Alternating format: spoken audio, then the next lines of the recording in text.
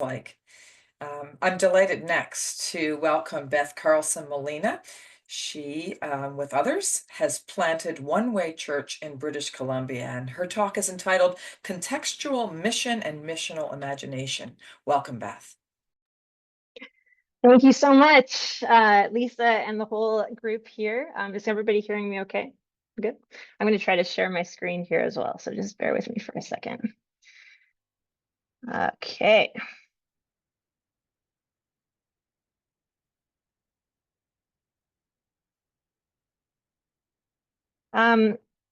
So my church is actually called Open Way, just so you know, but that's fine. There's actually another church here called The Way. There's all kind of ways happening. So that is our context here. I'm in Vancouver, or the land of the Musqueam, Squamish, and Tsleil-Waututh peoples, and I'm just starting my 15-minute timer for myself here. So I want to focus on a theme that actually wasn't reflected in that original title. Sorry, Ian, when Ian got that from you, I was in the midst of COVID and I wasn't thinking super well about what I would actually be talking about. What I want to talk about is how we discern alongside other people. Often our initial vision for something comes individually, but I think it's really rare that we end up starting anything alone. At some stage, we're going to be sharing that vision with others, and the discernment is going to be including them. So I'm going to talk to you a little bit about my story and how that happened in our kind of life as a church. So just some context for me, I am a Baptist person. I grew up Baptist in Saskatoon who has had lovely interactions with Anglican people. So I'm going to contextualize why I fit into this gathering, hopefully. I first encountered some amazing Anglicans when I was studying here in Vancouver at Regent College. And then I crossed paths with Andrew, who we've heard from today when we were both working in the downtown east side here in Vancouver. I just had to give you this photo of Andrew from when I met him. You're welcome, Andrew. I ended up feeling a pull toward church ministry with folks on the margins, but coming out and marrying my wife really complicated that because I was in more of an evangelical kind of context. So I considered, do I work with other denominations? I even met with Laurel Dexter, who's on this call at that point. That was back in 2013, and thought, maybe I should join the Anglicans. I felt a little too low church for that context from where I grew up. But it was a whole process. And in the end, I was hired by a queer Christian organization called Generous Space. And my wife and I both moved to Toronto. And we got this more Anglican overlap through some experiences on the U of T campus. So with Dave Krause, who's also here, and Brian Walsh, and some amazing people in Toronto.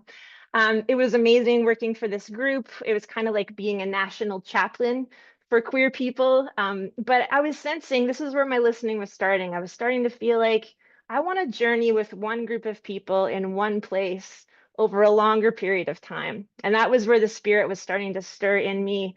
Maybe something that looks a little more like pastoring, like being a minister of a church could be what I want. And as much as we loved y'all in Ontario, my wife and I realized that we wanted to settle here in Vancouver.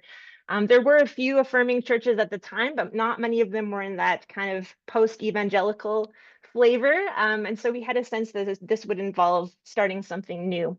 Thankfully, Generous Space was willing to let us move back here and work part-time with them. And so in May 2017, we came back to Vancouver, and that's where this kind of part of the story that I want to dwell in a little more started. So we wanted to start fairly quickly, and because it would mean, 3 more years or so to get involved in any of the existing affirming denominations, I knew we would be starting independently. So that might feel a little out there for those of you that are quite connected in the Anglican world, but we really wanted to do this with a lot of partnership. I knew I didn't want to pastor by myself, so I started putting feelers out to see, is there anyone else who would work with me? And I found this screenshot of a text message between my wife and I. My wife was back in Vancouver, and she was meeting with her best friend whose father had been a pastor for a long time and was retired. And he just brought this up. Maybe Beth and I should start a church together. His name is Mark Fox. And that's where it all began. We started having conversations, some initial chats before we moved back to Vancouver. And then once we were back here, trying to meet weekly and take time to build trust with one another. So this is Mark. This is us meeting at Bonds off Broadway, a very cheap place to have breakfast. Eating together was a big part of that. Building this relationship as a, I was a queer 30-something woman with a straight cis 60-something guy, and just trying to find our common ground together. And eating together was such a big part of that. We jotted down ideas. We dreamed dreams. We doodled. We tried to see what came through these conversations every week at Bonds and other places. And that relationship building was key. Just Mark, I think, was a little more business minded than I was. I would say I was maybe a little more on the contemplative, mystical side, but we found the synergy between our two approaches in those conversations. And I just want to give props to Mark for being someone who is so aware of power dynamics in this. I think that's a big piece when you're choosing somebody to work with. You're going to have different levels of privilege in how you come together for that partnership. And I think Mark, as an older, again, straight white guy who carried privilege in a lot of that and more experience pastoring, could have very easily dominated a lot of what we talked about. But he was so aware of those things and really was constantly asking for my input, defaulting almost to a fault to what I was thinking, what I was dreaming, encouraging my voice. And I think that was really important for me. I'm realizing that, a lot of my desire, even at that point, for a co-pastor was out of a sense that I was not enough myself, especially just my own, I'm now calling it imposter syndrome, which has lasted quite a while, just as a woman, as a queer person. I don't know if there are other people here who find themselves in groups that aren't traditionally part of, haven't been part of the historical church official leadership, maybe more in sort of quiet and secret and covert ways.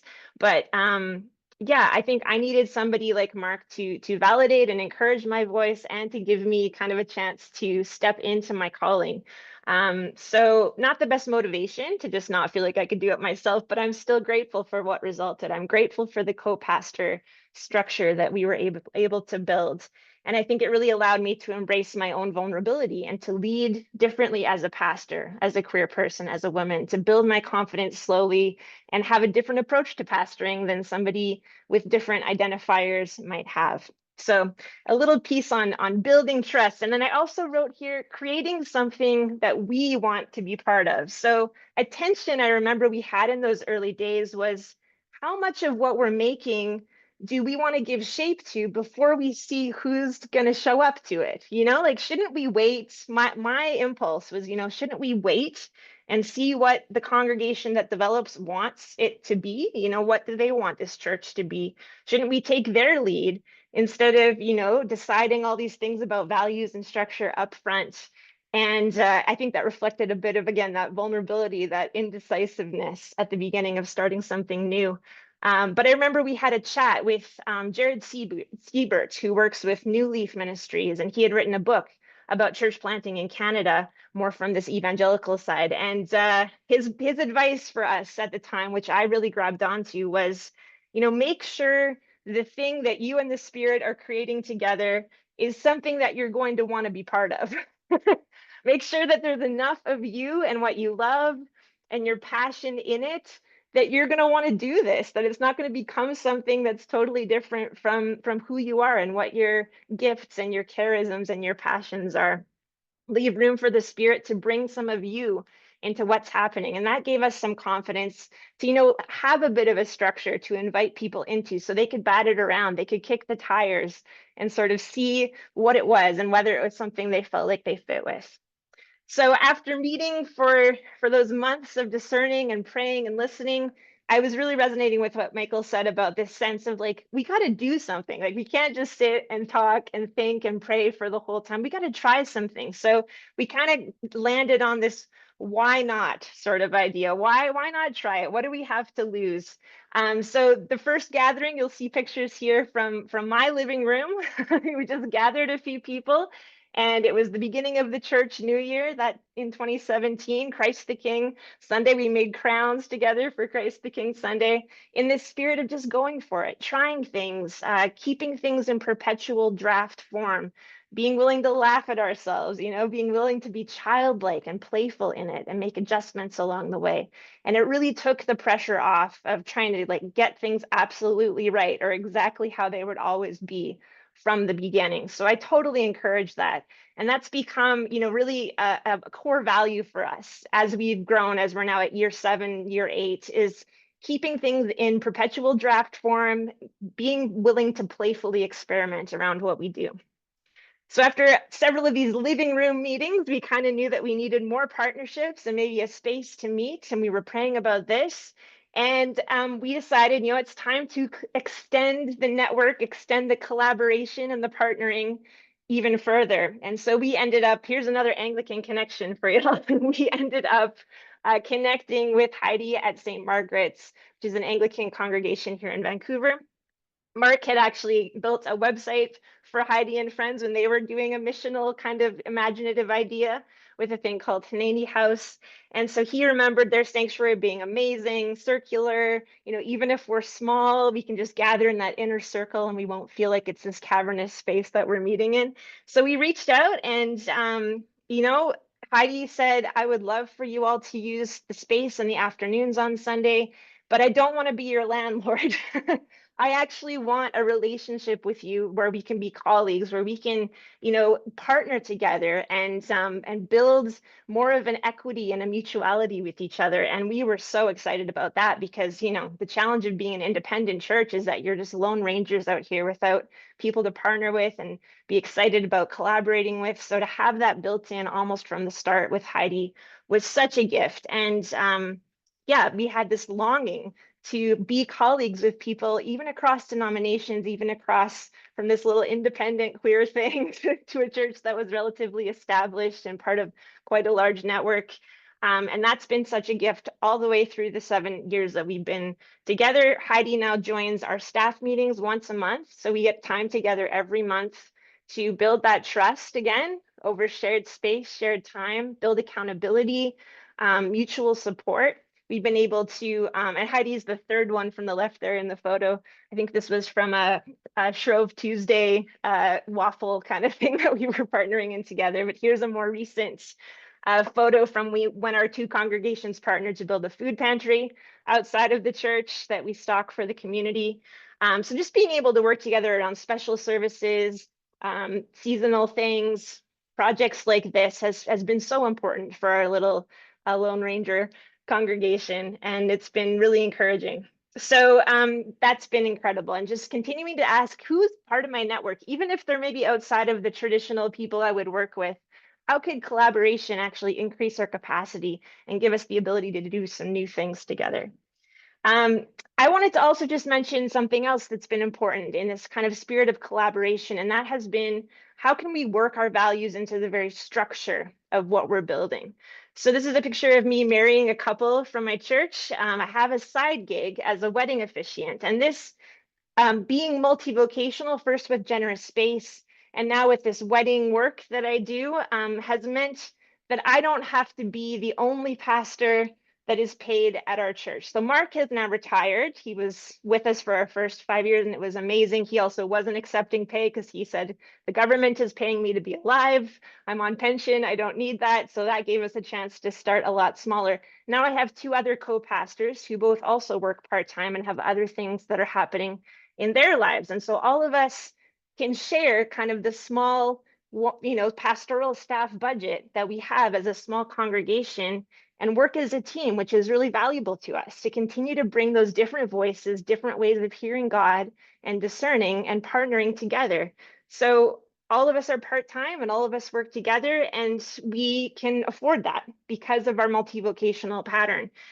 We have this value of what we call queering power, turning power upside down, flattening power. And so we've tried to structure our staff team really with this flattened kind of hierarchy, and actually worked in a pay equity system where all of us are getting paid at the same hourly rate. And that was something that was really important to us. And I know that that all sounds maybe a little bit hard to access in more of a set kind of denominational context, but I know for a fact that Laurel and friends at Salal and Cedar have explored some of this even within the Anglican structure, some ideas about how to pay lay leaders. And so if you're interested in how that could look in an Anglican context, maybe chat with Laurel, who's going to be, I think, sharing on Saturday.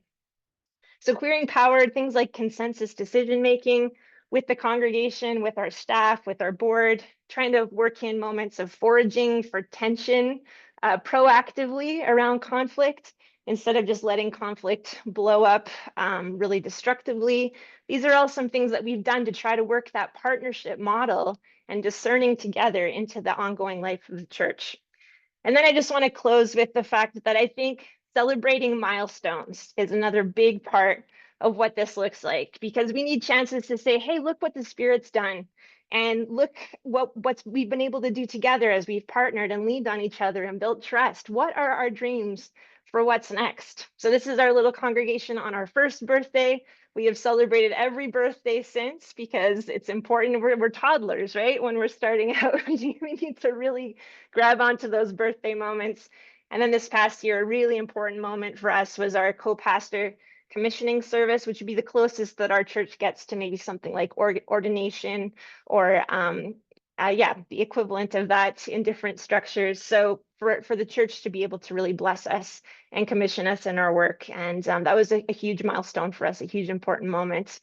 So thanks for letting me share just a little bit about our church. I'm so excited that you are all imagining and working on these ideas. And I would just really encourage you to seek out as much partnership with the Spirit and with each other as you can, as we continue to see what the Spirit wants to do through us. If you want to be in touch with me, ask me any questions, feel free to copy down my email and I'm happy to be in touch.